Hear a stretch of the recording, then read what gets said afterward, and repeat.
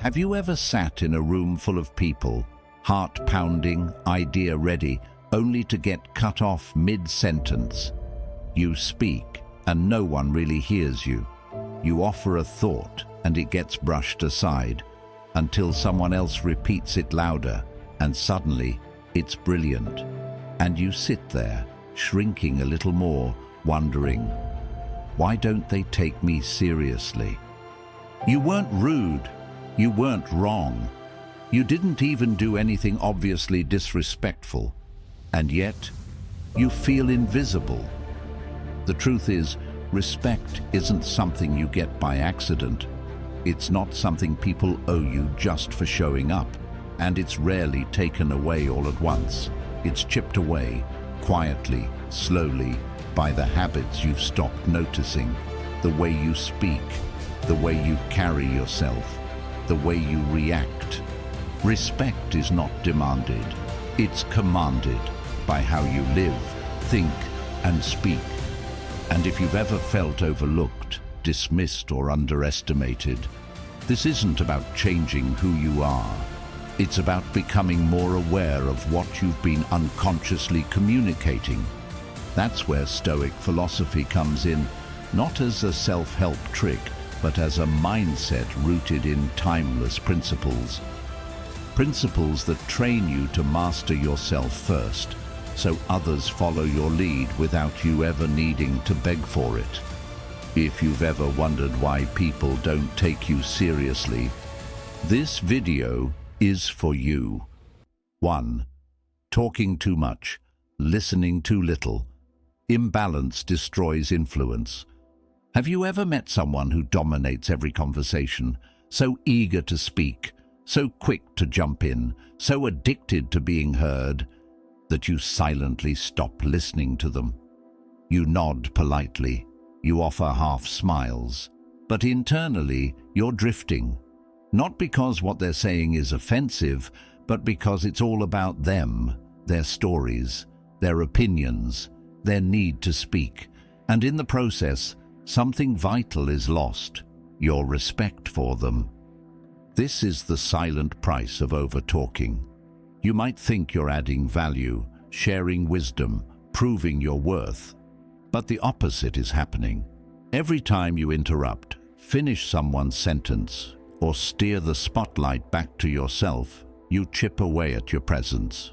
Because respect isn't won by volume, it's earned by balance.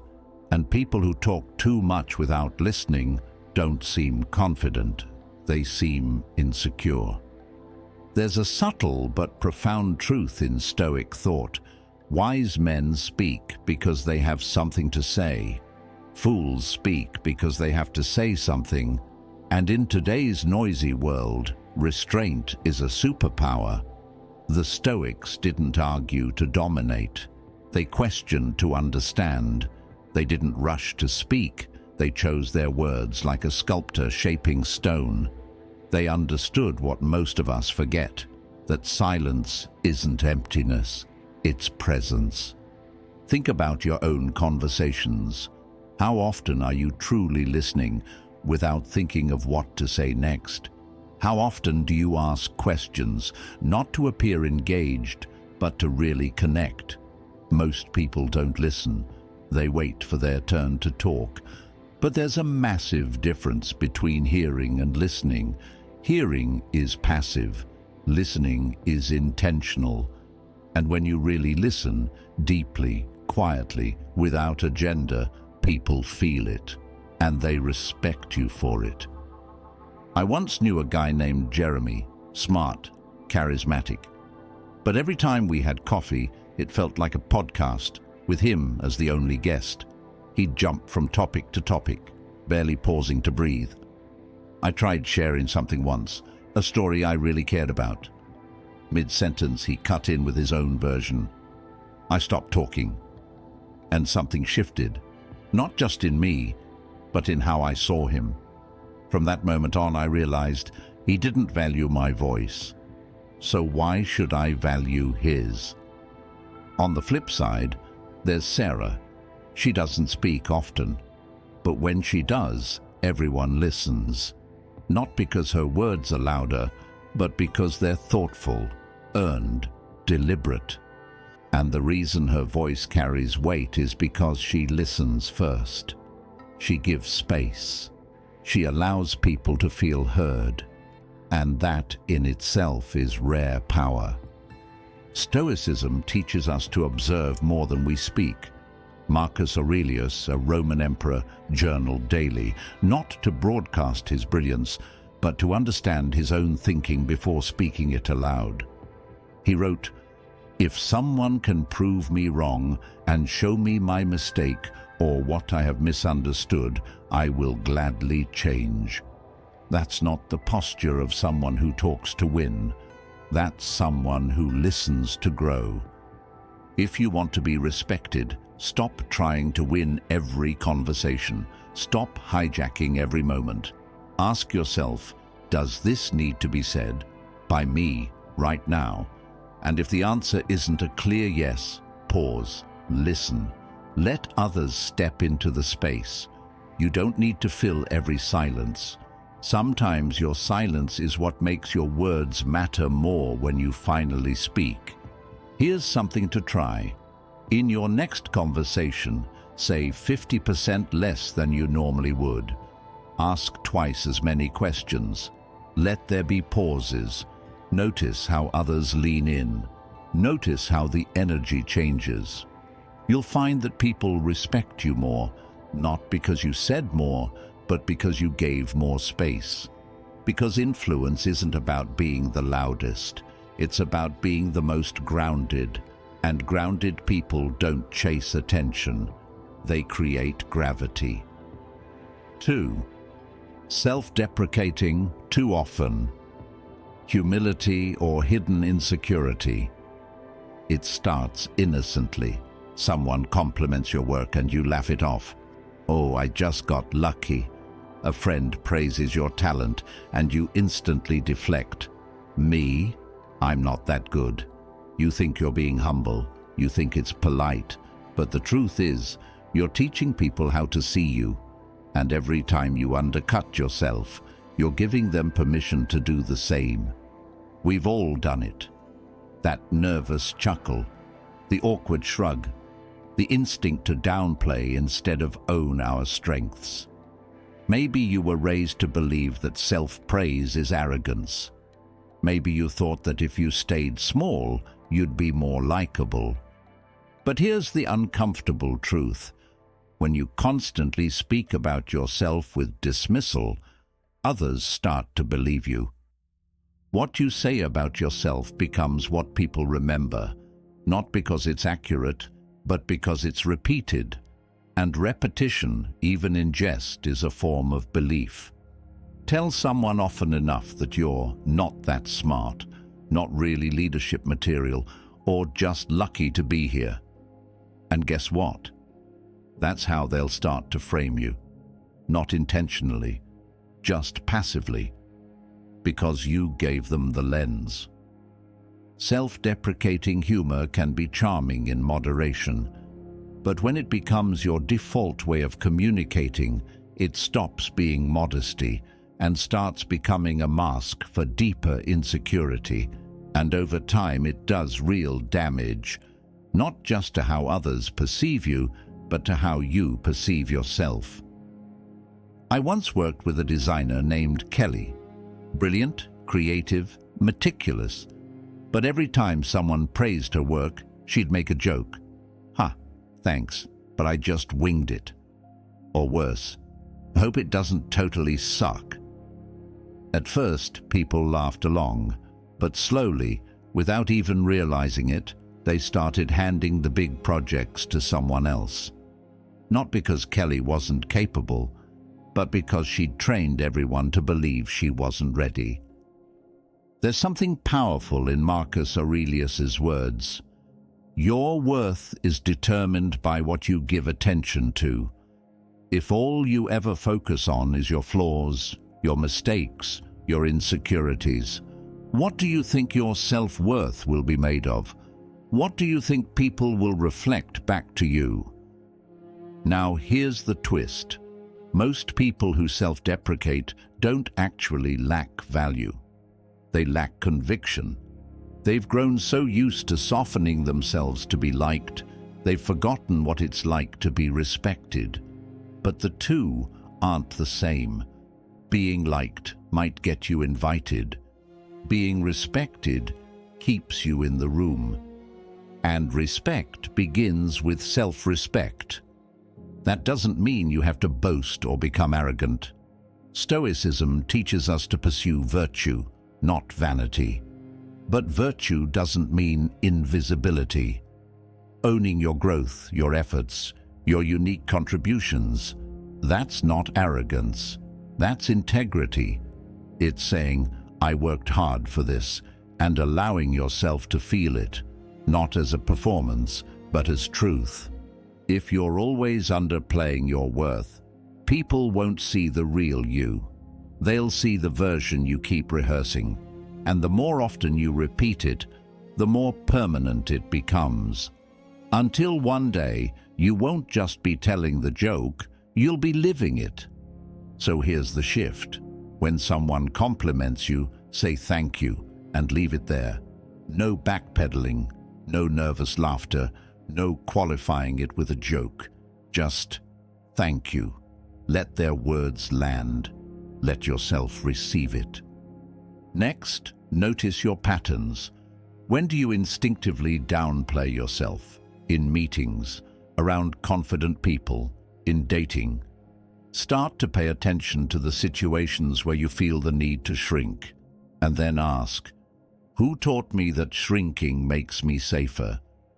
It's likely rooted in past conditioning. Maybe someone once told you confidence is cocky. Maybe being overlooked felt easier than being judged. But you're not that version of yourself anymore. You've grown, and it's time your words reflect that. Try this. For one day, catch every moment you're about to make a self-deprecating comment. Pause, breathe, and reframe. Instead of, I'm not great at this, say, I'm learning. Instead of, I don't really know what I'm doing, say, I'm figuring it out. Instead of, I'm just lucky, say, I've worked hard and I'm grateful. This isn't about pretending, it's about rewriting. And the words you use are the blueprint for your identity. Confidence isn't loud, it's steady. It doesn't shout in the room. It doesn't beg for applause. It just knows. And when you know your value, you stop negotiating it. So be mindful of your voice. Be deliberate with your language. Because every time you speak about yourself, you're casting a vote. You're telling the world and your own subconscious who you are, and the world will believe you. 3. Shapeshifting to please others. The loss of identity. There's a moment you've probably lived before. You're in a conversation. Someone says something you disagree with, but you nod. You laugh at a joke that doesn't sit right with you. You hold back your real opinion, afraid of being judged, afraid of not fitting in, and you tell yourself it's harmless. What's the big deal? But here's the thing. Every time you betray your truth to be accepted by others, you lose a piece of who you are. At first, it feels like survival. You shapeshift. You become who they want you to be. Around one group, you're agreeable.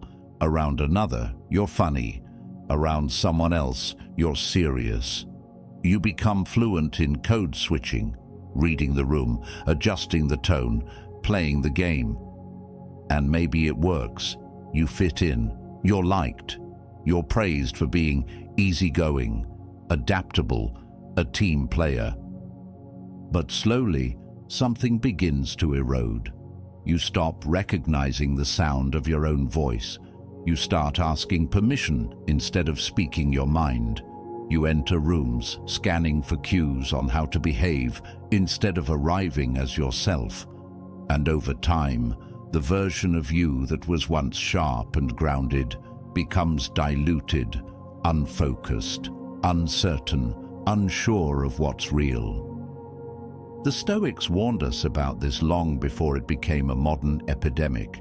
They didn't speak in terms of people-pleasing or social anxiety, but they knew the danger of abandoning one's values for validation. Marcus Aurelius asked, "If it is not right, do not do it. If it is not true, do not say it." Simple, but radical, especially in a world that rewards masks more than authenticity. We live in an era of performance. Social media rewards what's popular, not what's honest. Workplaces reward compliance, not conviction. Even friendships sometimes reward comfort over truth. And if you're not careful, you'll wake up one day and realize you've become a mirror for other people's expectations, reflecting everything but yourself. There's a man I used to know named Daniel. Brilliant mind, kind soul. But he couldn't say no. He agreed with whoever was in the room. He avoided conflict like it was poison. He'd volunteer for tasks he didn't want, laugh at jokes he hated, endorse ideas he didn't believe in, all to avoid rocking the boat. Everyone liked him, but no one respected him. One day, his manager pulled him aside and said, "You're great to work with, but I don't know what you stand for." That line hit him harder than any insult, because deep down, he didn't know either. Respect isn't built on politeness, it's built on clarity. People trust what is consistent, they follow what is principled, and while being agreeable might win you approval in the short term, it rarely earns you admiration in the long term. The irony? The more you try to fit in by becoming who others want you to be, the more invisible you become, because people can't respect what they can't define. Here's the shift. Instead of asking, "Will they like me if I say this?" ask, "Will I respect myself if I don't?" That's the Stoic lens. It's not about rebellion or rudeness. It's about alignment. Self-respect grows in the space where your actions match your values. And every time you choose truth over approval, you grow stronger. Try this. The next time you're about to agree just to avoid discomfort, pause. Ask yourself, does this align with who I am? If it doesn't, be honest. Say less. Or speak up. You don't have to argue. You just have to be rooted. Another practice. At the end of each day, journal one moment where you were tempted to perform, but chose presence instead. Celebrate it. Because those moments, small as they seem, are how identity rebuilds. The Stoics weren't interested in being liked. They were interested in being free. And true freedom begins when you no longer need to edit yourself to be acceptable. So if you found yourself smiling through discomfort, agreeing through doubt, or blending into the crowd to feel safe, know this. That's not your final form. That's just the result of forgetting who you were before the world told you to adjust. And the good news? You can remember. You can return. You can stop performing and start aligning. Because the most respected person in any room isn't the one who's liked by everyone. It's the one who knows exactly who they are and refuses to trade that for anything. 4. Reacting emotionally. Losing yourself in every battle. It starts small. A sharp word in a meeting, a passive-aggressive text, a misunderstanding with a friend, and before you even realize it, your pulse spikes, your voice tightens, your entire system shifts into combat mode. You're not thinking anymore, you're reacting. Words pour out faster than thoughts, and later, when the dust settles, you're left with regret. Not because the situation was big, but because your reaction was. That's how most people lose respect, not in huge public failures, but in private emotional explosions that make others question their maturity, their stability, and most of all, their control. In a world that praises authenticity, we've confused emotional impulsiveness with emotional strength. But here's the truth the Stoics knew deeply. Strength is not how loudly you speak when you're angry. Strength is how calmly you choose not to. I once worked with a guy named Nate, smart, talented, but emotionally volatile. One day in a strategy meeting, someone challenged one of his ideas, gently, respectfully. Nate snapped, his voice raised, his hands waved in frustration. The room went silent, not because he was right or wrong, but because in that moment he stopped leading and started reacting. And with that one outburst, the trust he had spent months building cracked. Because people don't follow the most brilliant person in the room, they follow the most grounded. The Stoics believed that nothing is more essential than mastering your response. Control yourself, they said, or be controlled by everything else. Because if the weather outside determines your mood inside, you're not free. You're at the mercy of every comment, every driver who cuts you off, every piece of bad news. Think about your own life. How many relationships, opportunities, or moments of peace have you lost?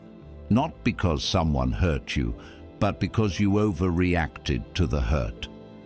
When you lash out, people don't remember what triggered you. They remember how you handled it. But that doesn't mean you suppress your feelings. This isn't about bottling things up or pretending you're okay when you're not. It's about recognizing the gap between stimulus and response and choosing to lead yourself through it. That's why the Stoics practiced what we now call the pause, reflect, respond technique. It's deceptively simple, but radically powerful. Pause. In the moment something triggers you, stop. Take one breath. That's all. A single breath interrupts the emotional loop and gives you back a sliver of power. Reflect. Ask yourself, what exactly am I reacting to? Is it the actual event or the story I'm telling myself about it? Is this about the present moment, or am I carrying old pain into this new space? Respond. Choose an intentional action, not an automatic reaction. Maybe it's saying nothing for now. Maybe it's a calm, direct response. Maybe it's stepping away. But it's always something you own, not something that owns you. This is how you earn deep respect, not just from others, but from yourself. Because there is nothing more powerful than being able to say, yes, I was triggered, but I didn't let it control me. And when you live that way, people notice. They trust you more. They open up to you. They want to work with you, follow you, learn from you. Because in a chaotic world, calm people become leaders, no matter their title. So here's a question for you. What's your trigger? The one thing that, when it happens, you tend to lose it. Identify it, journal it, prepare for it, because you can't master what you refuse to see. And once you name it, you can train for it, like a warrior preparing for battle. That's what the Stoics did. They didn't wait for chaos to practice self-control. They trained daily. In the morning, they prepared their minds for setbacks. In the evening, they reflected on how they handled them.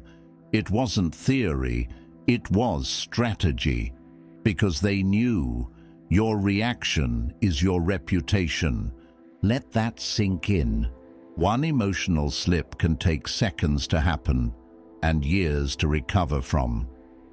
One moment of calm in the face of provocation can win you trust that lasts a lifetime. So the next time someone pushes your buttons, don't ask, how do I defend myself? Ask, How do I define myself right now? Because that's what each moment of challenge really is, a chance to define who you are and the person who can stay steady under fire. That's the one who commands respect, not through force, but through presence. 5.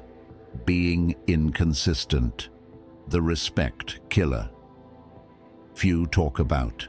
You don't lose respect all at once. You lose it in pieces, small, quiet moments when your actions don't match your words. A missed appointment, a promise you forgot, a goal you declared but never followed through on. It doesn't seem like much at first, but over time it adds up. And before you know it, people stop taking you seriously. Not because they don't like you, but because they no longer believe you. Inconsistency is one of the fastest ways to erode trust. It's not flashy. It doesn't always explode in your face, but it slowly chips away at the foundation of your credibility. And once that foundation cracks, it's hard to rebuild. There's a guy I used to know. Let's call him Darren. He was ambitious, full of ideas, always talking about his next big move. I'm starting a business. I'm quitting sugar for good. I'm writing a book. Every time we met, he had a new declaration. But the pattern never changed. A week later, he'd already moved on to something else. No updates, no progress, just another promise left behind. And slowly, something shifted, not just in the way others saw him, but in how he saw himself. His words became noise. His ambition became background chatter, because without consistency, even the boldest statements fall flat. Marcus Aurelius once said, "Waste no more time arguing about what a good man should be one." That's the Stoic way. Less noise, more action. Because consistency isn't about perfection, it's about alignment. Saying what you mean, doing what you said, and repeating that process even when nobody's watching. That's what builds respect. Not the highlight reels, not the loud declarations, but the quiet, steady commitment to your word. When you say you'll be there, and you show up. When you set a goal, and actually follow through. When your friends, your team, your family know that if you say it, you mean it. That's when people begin to lean in, to listen, to trust. But here's the hard truth. Inconsistency doesn't just hurt your image, it hurts your identity. Every time you break a promise to yourself, no matter how small, you reinforce the idea that you can't be trusted, not just by others, but by you. You start to second guess. You feel that quiet guilt, that lingering shame, and it becomes harder to start, harder to believe, harder to try again. That's why self-respect and consistency are deeply intertwined. Because when you consistently show up for yourself, something powerful happens. You begin to rebuild belief from the inside out. Not with hype, not with external praise, but with quiet proof. So how do you break the cycle? Start with one promise. Just one. Something small, something manageable. Maybe it's journaling for 5 minutes a day, drinking a full glass of water every morning, turning off your phone for the first 15 minutes after waking. It doesn't matter what it is. What matters is that you choose it and follow through. Do it for 7 days. No excuses, no exceptions. Just 7 days of proving to yourself that you can keep your word. It may sound simple. It is. But simple isn't easy. Simple is foundational. And foundations are what respect is built on. And when you slip, which you will at some point, don't fall into the trap of self-loathing. Instead, pause and reflect. Ask, why did I break this promise? What systems failed? What emotion got in the way? then recalibrate and start again. The goal isn't to never fall, it's to fall forward. The Stoics didn't believe in perfection, they believed in practice, daily, deliberate, disciplined practice. They knew that who you are isn't defined by what you intend, but by what you repeat. So repeat something that earns trust, that builds integrity, that makes your presence mean something again, because when your actions align with your words, you don't have to chase respect. It comes to you, quietly, naturally, powerfully. 6. Needing validation, the silent begging for attention. There's a kind of hunger that's hard to admit. It doesn't show up as desperation, it shows up as perfectly filtered photos, as what do you think after every decision, as constant checking, likes, views, responses. It's the quiet, exhausting need to be seen, to be affirmed, to be told, you matter. And while it might look harmless on the surface, this hunger slowly eats away at your power. We've all felt it. That rush when your post gets attention, that sting when it doesn't. The unspoken calculation, if no one sees it, did it even matter? At first, it feels like connection, but over time, you start living for applause, not purpose. You start choosing what's likable over what's meaningful, and little by little, your sense of self becomes outsourced. I once knew someone who seemed unshakably confident, on the outside, always upbeat, always on. But if you watched closely, you'd see the cracks. Every achievement needed to be posted. Every outfit needed a compliment. Every opinion was followed by a question. That makes sense, right? She didn't realize it, but she was asking the world for permission to feel valid. And the problem is, when you depend on the world to fill that cup, it's never full for long. The Stoics would have called this a trap of the ego, placing your peace in the hands of people who may never understand you, let alone value you. Epictetus once said, "Freedom is the only worthy goal in life." And freedom in this context means not being emotionally enslaved to the reactions of others, to act with integrity, not approval, to create from conviction, not from craving. So ask yourself this: would I still choose this path if no one clapped for me? Would you still train at 5 a.m. if no one noticed your progress? Would you still write that book if no one read it? Would you still take the risk, start the business, speak your truth, if the world stayed silent? If the answer is yes, then you've found something real, something rooted, something that doesn't need applause to be worthy. The craving for validation doesn't make you weak, it makes you human, but letting it run your life, that's what steals your power. Because every time you change your behavior to chase approval, you abandon yourself just a little more. You tell your soul you're not enough until someone says you are. And the danger isn't just that you'll be disappointed, it's that you'll forget how to think, act, and choose without a crowd watching. Marcus Aurelius warned, "It is not death that a man should fear, but he should fear never beginning to live." And living for likes isn't living, it's performance, it's imprisonment, it's constantly rehearsing a version of yourself that's digestible, popular, safe. But what if the truest version of you is raw, quiet, unfollowed? Would you still live it? Here's the shift. Start creating in private. Make something without telling anyone. Help someone anonymously.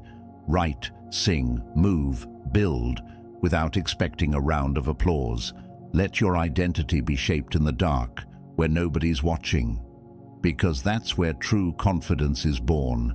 Not on a stage, but in silence. One powerful practice: each time you post, speak, or share, pause. Ask, would I still do this if no one responded? If the answer is no, reflect. You might be giving your power away, but if the answer is yes, move forward boldly. That's Stoic confidence, not loud, not needy, but rooted in internal truth. The world will always try to shape you. Algorithms, expectations, social circles. But the Stoic doesn't bend to the noise. The Stoic chooses self-respect over performance, stillness over applause, substance over spectacle, because validation from others is temporary. But respect for yourself? That's a foundation, and once you build it, no one can take it away. 7. Disrespecting yourself first. People mirror what you tolerate. There is a silent truth that most people never confront. The way others treat you is often just a reflection of how you treat yourself. If you constantly downplay your worth, over-apologize for your existence, and accept crumbs when you deserve more, people will follow your lead. They won't question how valuable you are, because you've already answered that question with your own behavior. Think about it. Have you ever watched someone walk into a room, say nothing, but instantly command presence? It wasn't their outfit, it wasn't their resume. It was how they carried themselves, stoic, composed, clear. There was no need to prove anything. Their energy said, I respect myself. You should too. And people did. Contrast that with someone who shrinks themselves in every space they enter. They laugh at jokes that belittle them. They say sorry when they haven't done anything wrong. They settle for toxic relationships, dead-end jobs, and friendships that only drain. Not because they lack potential, but because somewhere along the way, they accepted a dangerous narrative. This is all I deserve. Marcus Aurelius once wrote, "You have power over your mind, not outside events. Realize this, and you will find strength." The Stoic knows this. The respect you earn from others is often built on the foundation of the respect you first show yourself. It's not about arrogance, it's about alignment. When your standards are high, not because you think you're better, but because you know you're worth more, people either rise to meet them or fall away. And both outcomes are wins. So how does self-disrespect manifest? It's subtle. It's in the way you accept behavior that makes you feel small, the way you silence your opinions to keep the peace, the way you avoid eye contact because deep down you don't feel worthy of being seen. It shows up in how you speak about yourself, how you walk into a room, how you react to mistreatment, and over time it becomes a script that others unconsciously follow. But here's the shift. You can rewrite that script, not through grand declarations, but through consistent micro-decisions. The decision to say no when something feels wrong, to walk away from people who don't value your time, to hold your head high even when you feel unsure. Every time you choose self-respect, you re-educate the world on how to treat you. One of the most powerful ways to start is to observe your boundaries. Where are they too loose? Who crosses them without consequence? What behaviors have you normalized that actually violate your peace? Write them down. Not to judge yourself, but to become aware. Because awareness is always the first act of self-respect. Then go deeper. Ask yourself, if I truly respected myself, what would I no longer tolerate? Maybe it's the way you speak to yourself in the mirror. Maybe it's the job you show up to that kills your spirit. Maybe it's the relationship where love is conditional and respect is absent. Whatever it is, name it, claim it, and decide that it's no longer a fit for the person you're becoming. This isn't about cutting everyone off or becoming cold. It's about becoming clear. When you honor yourself, you're not just protecting your peace, you're modeling a standard. You're teaching others that your time, your energy, your presence are not to be taken lightly. Because people watch. They notice what you allow, and they mirror it. If you treat yourself like an afterthought, they will too. But if you treat yourself like someone worth respecting, someone worth hearing, someone worth loving without conditions, they'll either follow your lead or remove themselves. Either way, you win. So the next time someone disrespects you, ask yourself, did I show them how? Not in shame, in awareness, in power, in ownership. And then adjust. Raise your standards. Speak with more clarity. Move with more intention. Because when you respect yourself fully, you no longer beg for it from others. You embody it, and that changes everything. The final habit, neglecting the inner war. There's one habit that's rarely talked about because it's invisible. It doesn't show up in conversations. It doesn't offend anyone directly, but it's one of the most dangerous habits of all, the habit of never looking inward, of distracting yourself so often, for so long, that you forget there's a war happening inside you. A war between who you are and who you were meant to become. We live in a world that rewards distraction. Scroll, escape, entertain. Anything but sit still and ask, what am I becoming? And because of that, we avoid the deepest work of all, the inner work. The work of facing our fears without flinching, of questioning the narratives we inherited, of choosing principles over comfort. But here's what the Stoics knew.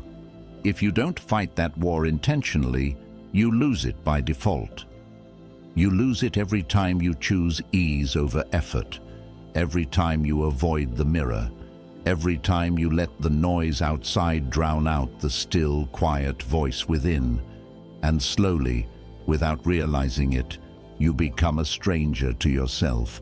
You move through life reacting, performing, pleasing, until one day someone asks, "Who are you really?" And you have no honest answer. Marcus Aurelius, in the middle of war, reminded himself daily, "Be tolerant with others, but strict with yourself." Not in a punishing way, in a liberating way, because discipline is not about self-hate, it's about self-respect.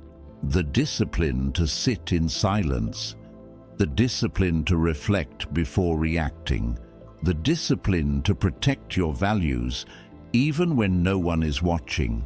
So here's your invitation. Stop outsourcing your identity.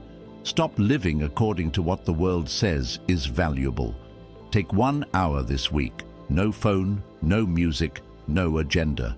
Just you and a notebook. Ask yourself, what have I been avoiding? Where have I been compromising? What would my highest self do right now?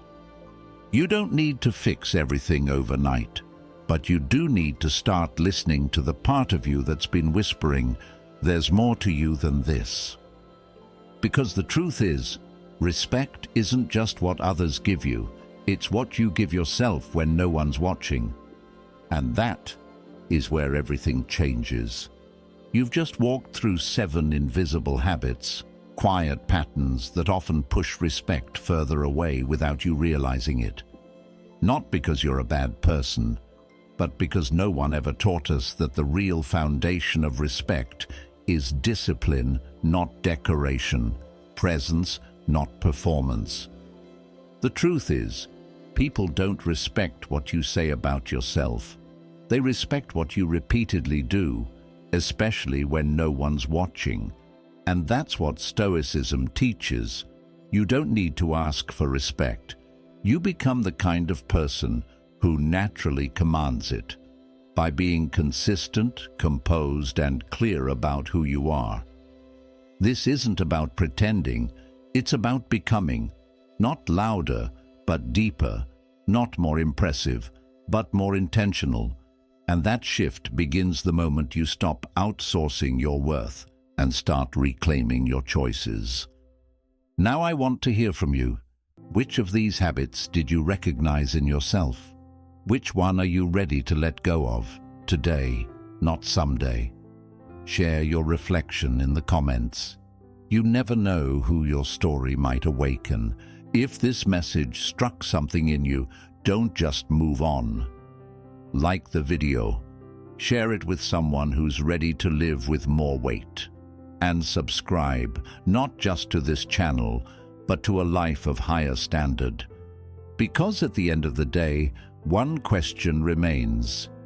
If the world mirrored your habits, would it reflect someone worth respecting